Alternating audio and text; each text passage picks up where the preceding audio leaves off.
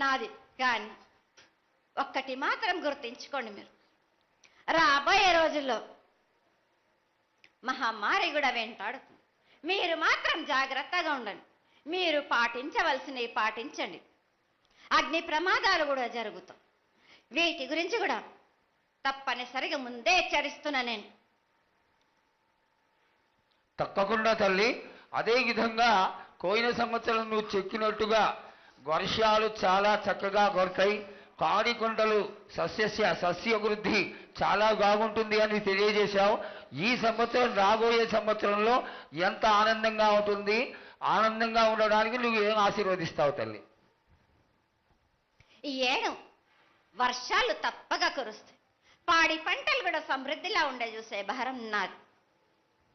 మీరు మాత్రం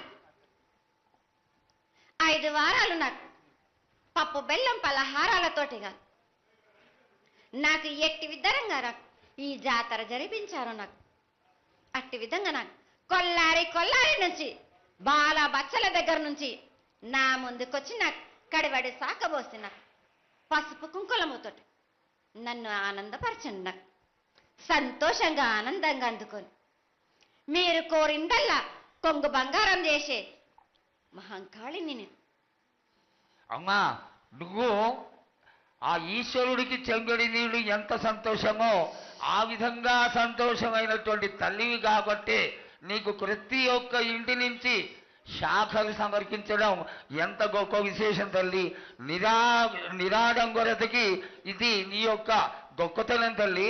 నువ్వు కేవలం ఇంత తీయటి భోజనం పెట్టి ఒక చెంగుడు శాఖకు వస్తే ఆనందించి రోగ